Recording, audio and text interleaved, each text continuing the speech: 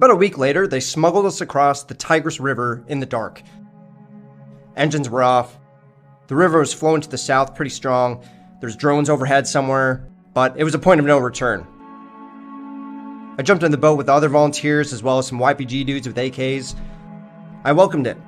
We got to the other side after a couple minutes, and the guy from the email shook my hand on the far bank and drove me straight to the academy. Just like that, I was under somebody's flag again. When I got to the academy, they knew I was a Marine, so they had me train some of the new guys that didn't have any military experience. But my mind wasn't really in it. I wanted the real fight. One night while I was on guard duty, it was raining, one of my roommates came up. He'd been there for a couple months by now, and he went off and shot himself. His last words were to me. They were kind, and then he was gone. I'd never seen death like that up close. But instead of pulling me back from the YPG, it pulled me in deeper.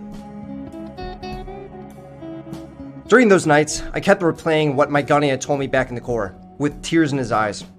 You think you've made it? You don't make it just because you're a Marine. You don't make it when you deploy. You don't make it when you pull a trigger. You make it when you're 6 feet under in Arlington. That's when you make it. I didn't believe him back then. I was 18, I just became a Marine, but now standing in Syria, I realized I've been chasing death ever since. Ready when you are.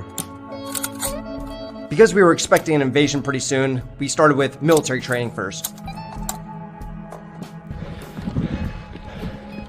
We shot old AKs, Dragunovs, RPGs, all the bad guy guns. Days were training. Nights were Kurdish lessons and talks about democratic confederalism, the revolution. But my mind wasn't there. It was on the foreign volunteers who'd roll back every weekend, filthy and bleeding. That's how I met Zoffer, one of my best friends out there. I was cooking dinner one night. He shows up with a bullet through his right hand. I reach out to shake his hand, but we end up shaking with the left. He had no ego, he had no show, he was just a man doing his job, and I looked up to him for that.